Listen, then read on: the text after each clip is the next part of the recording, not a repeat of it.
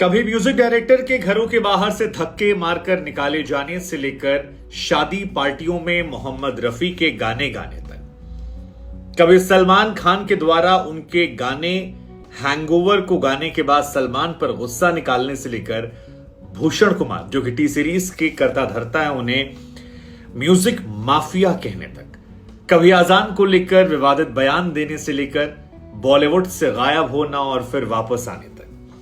ये कहानी है सोनू निगम की। वो सोनू निगम जिन्हें आप भारत का सबसे टैलेंटेड सिंगर कह सकते हैं। 4 साल की उम्र से गाना गाना शुरू किया और उसके बाद लंबा संघर्ष, लेकिन जब मौका मिला तो ऐसे ऐसे गाने गाए जो हमारे आपके दिलों पर आज भी राज करते हैं। चाहे वो बॉर्डर का संदेश से आते हो, कल हो ना हो, कभी अलविदा ना कहना, या फिर सूरज हुआ मध्यम, ये दिल दीवाना, अभी मुझ में कहीं बाकी थोड़ी सी है जिंदगी, या हाल फिलहाल में आमिर खान की फिल्म कहानी। तमाम गाने, तमाम चीजें सोनू निगम के बारे में आज हम आपको बताने वाले हैं, और ये इसलिए बताने वाले हैं क्योंकि आज सोनू निगम अपना 50वां जन्मदिन मना रहे हैं। बहुत ही कम उम्र में सोनू निगम जो हैं वो बॉलीवुड में आ गए थे और अपना मुकाम हासिल कर लिया था। हालांकि बीते कुछ वर्षों से उनके बिहेवियर या कहें कि बॉलीवुड में तमाम लोगों से रिश्तों की वजह से उनके पास गाने कम हो गए, लेकिन अब ऐसा लग रहा है कि जैसा उन्होंने गाना गाया था ऑल इज वेल, अब धीरे धीरे हो रहा है। सोनू निगम एक ऐसा नाम है जिसे आप पसंद करें नापसंद करें, लेकिन उनके गानों को लेकर आप उन्हें नापसंद नहीं कर सकते। आपने उन्हें हर गाने में, हर वर्जन में सुना है। चाहे अभी सांस लेने की फुर्सत नहीं, तुम मेरी बाहों में हो, कल हो ना हो, या जीने के 4 दिन, यू अमर सोनिया, या फिर अभी मुझ में कहीं, या फिर बहुत सारे गाने, जीने के बहुत अनगिनत गाने ऐसे हैं जिसने सोनू निगम को सोनू निगम बना दिया था। मुझे रात दिन बस मुझे चाहती हो। लेकिन सोनू को सिंगिंग का शौक बचपन से था। आप में से जो लोग नहीं जानते उन्हें बता दें कि हरियाणा में 30 जुलाई साल 1973 को सोनू निगम का जन्म होता है, और फरीदाबाद वो जगह जहां पर जन्म होता है। पिता इनके अगम कुमार निगम साहब, जिन्होंने तमाम गाने गाए उन्होंने भी, और स्टेज गायक रहे हैं। बेवफाई वाले गाने जो हैं वो बहुत सारे उन्होंने गाए हैं, और बेटे की वजह से बाद में वो भी पॉपुलराइज हुए। कई सारे गाने उनके बाद में आए जो अक्सर आपको ट्रक में या ऑटो में या वहाँ पर वो जो पुराने शहर के इलाके होते हैं, हर शहर के, जैसे कि लखनऊ में पुराना लखनऊ, दिल्ली में पुरानी दिल्ली, या बाकी जो भी शहर है वहाँ पर अक्सर वो बेवफाई के गाने मिलते हैं। हिंदुस्तान से लेकर दुनिया भर में इनका नाम जो मशहूर है, लेकिन सोनू निगम को रफी साहब की तरह आवाज मिली थी, और इस रफी तरह की आवाज को जब एक दिन उनके पिता स्टेज पर गा रहे थे तो सोनू निगम ने कहा, यार मुझे भी गाना गाना। पापा मना करते रहे, लेकिन जिद पर एक छोटे बच्चे के लोगों ने कहा, चलो भाई तुम भी थोड़ी सी आवाज को अपनी गुनगुना लो, पापा तुम्हारे सिंगर हैं ही। रफी साहब का एक गाना था हम किसी से कम नहीं फिल्म का, सोनू ने उससे गाया। जो लोग बैठे थे उनके होश फाख्ता हो गए, यार इतना खूबसूरत कोई कैसे गा सकता है। इसके बाद पिता को भी लगा कि यार लड़का मेरा बहुत गुणी है और इसका टैलेंट जो है वो हम और निकालते हैं। शादी पार्टियों में सोनू जाने लगे, गाने लगे। इसी बीच एक गुजरे जमाने के म्यूजिशियन थे अनिल विश्वास साहब, वो एक सिंगर मीना कपूर के साथ बैठे थे जब सोनू निगम ने रफी साहब का गाना गाया, और पहली मर्तबा तब इनके पिता से किसी ने कहा कि अपने बेटे का टैलेंट बर्बाद मत करो, इसे लेकर मुंबई जाओ। ये मुंबई जाएगा और मुंबई में लाखों लोगों के दिलों में राज करेगा। लेकिन पैसे थे नहीं, फिर भी 19 साल की उम्र में जैसे तैसे सोनू निगम अपने पिता के साथ बड़े बड़े सपने लेकर मुंबई पहुंच गए। मुंबई में क्लासिकल एक गायक थे उस्ताद गुलाम मुस्तफ़ा खान साहब, उनके पास जाकर इन्होंने सिंगिंग सीखी। चाइल्ड आर्टिस्ट के तौर पर काम करने का मौका मिला, बाल कलाकार के तौर पर तमाम फिल्में जिसमें प्यारा दुश्मन, उस्तादी के उस्ताद, कामचोर, हमसे ज़माना, ऐसे तमाम फिल्मों में इन्होंने गाने गाए।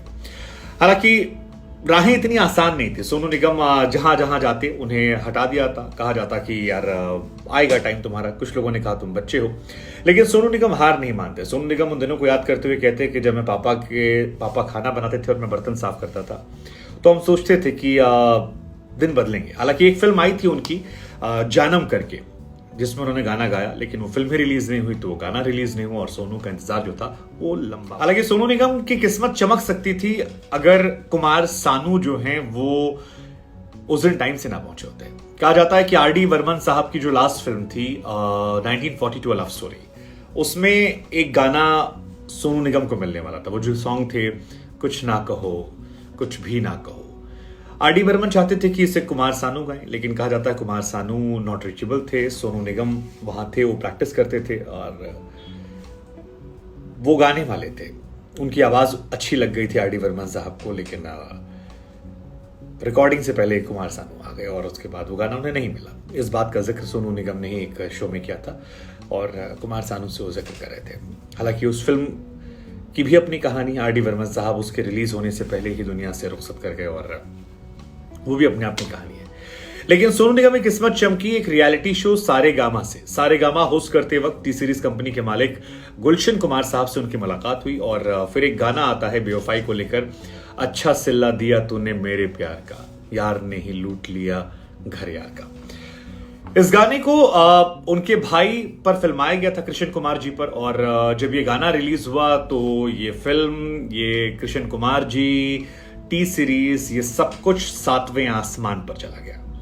इस गाने ने रातों रात सोनू निगम को बेवफाई के गानों की लिस्ट में टॉप पर ला दिया। वो रफी साहब के गाने रीमेक करने लगे और फिर यहां से कहानी शुरू हो गई। लेकिन सोनू निगम को गाने मिलने के बावजूद वो वाला स्टारडम नहीं मिला था जो उन्हें चाहिए था, और उसके लिए आपको एक छक्का मारना होता, बड़ा छक्का, जिसके लिए आपको याद रखे, और वो छक्का मरवाया इनसे अनु मलिक ने। 1997 जेपी दत्ता की एक फिल्म आती है बॉर्डर। गाना गा रहे थे रूप कुमार राठौड़ साहब, लेकिन रूप कुमार राठौड़ की आवाज के साथ साथ सोनू निगम की आवाज को अनु मलिक ने प्रायोरिटी दी और इस गाने को प्रायोरिटी में सोनू निगम को रख के रिकॉर्ड किया गया। इसके बाद ये गाना रातों रात सुपर डुपर हिट हुआ, इतना बड़ा हिट हुआ कि सोनू निगम पर जो टैग लगा था कि उनकी आवाज रफी साहब की कॉपी है और रफी साहब की तरह गाते हैं, वो सारी चीजें पीछे छूटी। सोनू निगम स्टार बने। इसके बाद तो फिर ये दिल दीवाना और तमाम चीजें जो हैं वो सोनू निगम के साथ गई। फिर सलमान खान, शाहरुख खान, सभी की आवाजों में सोनू निगम जो हैं वो आने लगे। धीरे धीरे सोनू निगम छाने लगे और फिर सोनू निगम के तमाम टी सीरीज ने एल्बम बनाए, तमाम गाने जो हैं वो टी सीरीज के निकल कर आए। सोनू निगम एक बहुत बड़ा नाम बन गए। हालांकि जितनी शोहरत सोनू निगम को मिली उतनी ही कंट्रोवर्सी भी उनके जीवन में है। उन पर विवाद बहुत रहा। टी सीरीज से विवाद हुआ था तो उन्होंने संन्यास का ऐलान कर दिया था और भूषण कुमार पर बहुत सारे आरोप लगा दिए थे। कभी फ्लाइट में सोनू निगम के गाने को लेकर कंट्रोवर्सी हुई तो कभी अजान को लेकर सोनू निगम ने जो ट्वीट किया था उसको लेकर काफी विवाद रहा। सोनू निगम ने सिर मुंडवाया, बहुत सारी चीजें रही जो सोनू निगम को विवादों में हमेशा रखती रही। हालांकि अगर व्यक्तिगत तौर पर मेरी माने तो मुझे लगता है सोनू निगम को सबसे बड़ा मौका जो है वो अनु मलिक ने दिया, उसके बाद शंकर महादेवन ने। अनु मलिक ने बॉर्डर में गाने गवाए। अनु मलिक ने ही उनसे परदेश फिल्म में वो गाना गवाया था, ये दिल दीवाना। अनु मलिक ने ही उनसे मैहूना में कई सारे गाने गवाए। अनु मलिक के गानों पर सोनू निगम की आवाज बहुत अच्छी थी और अगर कई सारे गाने ऐसे जो बहुत अंडररेटेड हैं, जैसे अगर आपको कभी समय मिले तो एक गाना सुनिएगा, एक साथी और भी था, एलओसी कारगिल मूवी का। यकीन मानिए अगर आपके दिल में जरा से भी इमोशंस हैं तो वो इमोशंस फूट फूट कर बाहर निकल आएंगे और आप भावुक हो जाएंगे। बेहतरीन फिल्म का गाना है। फिल्म भी बहुत बेहतरीन थी क्योंकि फौज को लेकर आधारित फिल्म है, वो रहा। हालांकि विवाद सोनू निगम के साथ रहे, जैसे गाना सलमान के साथ विवाद हुआ था। किक फिल्म में जो गाना रिकॉर्ड हुआ था हैंगओवर, एक जगह पे कभी रुका नहीं, एक जगह पे कभी टिका नहीं, जैसा मैंने चाहा, ये गाना ओरिजिनली सोनू निगम ने गाया था। लेकिन बाद में सलमान खान को गाने का शौक चढ़ा और सलमान खान ने जब गाया तो सोनू नाराज हुए। सोनू ने स्टेटमेंट दिया, उसके बाद सलमान से उनके पंगे हो गए और फिर सलमान के लिए उन्होंने कभी गाना नहीं गाया। तो ये एक बड़ा विवाद था जो देखने को मिला। भूषण कुमार के साथ उनका एक बड़ा विवाद था। 2020 में भूषण कुमार को एक चेतावनी वाला वीडियो जारी कर दिया था कि मुझे नाम लेने की जरूरत है, तूने गलत आदमी से पंगा लिया, तुझे अंदाजा नहीं तेरे लिए क्या किया मैंने। सुब्रत राय, स्मिता ठाकरे, बाल ठाकरे से मिलवाया, तुझे अबू सलीम से तूने बचाने के लिए कहा था, मैंने सारी चीजें की। तो वो वाली कंट्रोवर्सी जो है वो भी बहुत ज्यादा। लेकिन इस 50वें बर्थडे पर खुशी इस बात की है कि वो कंट्रोवर्सी खत्म हो गई है और सोनू निगम ने भूषण कुमार को गले लगाया है। टी सीरीज एक बहुत पावरफुल कंपनी, कई बार लोग उस पर आरोप लगाते हैं कि माफिया है, वो म्यूजिक माफिया, लोगों का करियर बनाते बिगाड़ते हैं। लेकिन जिस तरह से इस बार टी सीरीज से उनका टाइप हुआ है और हाल फिलहाल में जो आमिर खान की फिल्म लाल सी चड्ढा आई थी उसमें उनका गाना था, या अभी टी सीरीज की एक फिल्म आई थी आदि पुरुष, उसमें उनका एक गाना था, या रॉकी वाली जो फिल्म आई है रॉकी रानी, उसमें टी सीरीज में उन्हें गाना है। तो टी सीरीज के गानों में सोनू निगम की वापसी ये दर्शाती है कि भूषण कुमार से उनके रिश्ते अच्छे हो गए। और क्योंकि भूषण कुमार एक बहुत पावरफुल इंसान है और दोनों सोनू निगम और भूषण कुमार एक ही एरा में निकले, मतलब दोनों का राइज जो है गुलशन कुमार साहब की वजह से हुआ है। सो ऐसा हो सकता है कि अब आने वाले टाइम में सोनू निगम का राइज आपको एक बार फिर से दिख जाए, इंडिविजुअल एल्बम्स में दिख जाए, क्योंकि सोनू के लिए बहुत सारे एल्बम जो हैं वही भूषण कुमार ने बनाए हैं, जान, दीवाना, और काफी सुपरहिट एल्बम रहे हैं। तो ये सारी चीजें रही हैं। अजान वाली कंट्रोवर्सी ने उनको एक कम्युनिटी में थोड़ा सा हेट्रेड पैदा किया था, हालांकि ऐसा लगता है कि अब वो उस कंट्रोवर्सी और ट्विटर की दुनिया से आगे बढ़ गए हैं। सोनू निगम की उम्र 50 साल है। कुछ गाने जो हमेशा लोगों के साथ रहते हैं, वो सोनू निगम की कल हो ना हो, अभी मुझ में, संदेश से आते हैं। मुझे लगता है कि ये अच्छा है। लेकिन सोनू निगम की लाइफ में काफी कुछ है जो आप सीख सकते हैं। कई सारी फ्लॉप फिल्मों में काम किया, वो भी आप जानते हैं। उसके बारे में भी बहुत सारी कहानियां हैं कि म्यूजिक डायरेक्टर्स को कम ही हाथ आजमाना चाहिए, जिससे आजमा गए। जो फिल्में सोनू निगम ने की, उसमें एक फिल्म थी जानी दुश्मन, एक फिल्म थी काश आप हमारे होते, लव इन नेपाल, इसमें उन्होंने गाने वाने एक्टिंग की थी। एक्टिंग में उतना उनका चला नहीं, लेकिन गाने उनके कई सारे हैं जो बड़े मेरे फेवरेट, जैसे 100 दर्द, बहुत खूबसूरत सॉन्ग था। अनु मलिक, अब मुझे रात दिन बस मुझे चाहती हो, आई थिंक ये भी अनु मलिक का सॉन्ग था। गुजारिश, इनफैक्ट वो जो गुजारिश सॉन्ग नहीं है आमिर खान की फिल्म का, आमिर खान से इनकी बहुत पड़ती है, ये भी एक बड़ी दिलचस्प है। गुजारिश में जो गाना जावेद अली ने गाया है, उसमें जो हमिंग है वो सोनू निगम ने की थी। तो कहा जाता है कि हमिंग इनिशियली सोनू निगम ने की थी, गाना सोनू निगम गाना था, लेकिन वो बाहर चले गए तो उनके इंतजार ना कर पाने की वजह से जावेद अली से गवा लिया गया, लेकिन वो हमिंग जो है वो सोनू निगम करके गए। तो आमिर खान की फिल्म गजनी में वो जो हमिंग आती है, बहुत खूबसूरत सी हमिंग है, वो सोनू निगम की हमिंग है। तो वही कहानी है, संदेश से आते जानते हैं, भगवान कहाँ है रे तू, ये सोनू निगम का है। आमिर की जितनी फिल्में आती है, आई थिंक आमिर खान इकलौते सिंगर है जिन्होंने सोनू निगम का साथ नहीं छोड़ा। सलमान ने छोड़ दिया, शाहरुख ने छोड़ दिया, शाहरुख के लिए भी कई गाने गाए उन्होंने। बाद में भी ओम शांतियों में गाना था, मैं अगर कहूँ तुम सा हंसी। इनफैक्ट गेरुआ सॉन्ग जो था उस मूवी जन्म जन्म में कहा था कि सोनू से गाने के लिए कहा गया था, लेकिन सोनू इस बात से नाराज थे कि 3-4 सिंगर एक साथ कैसे गा रहे हैं।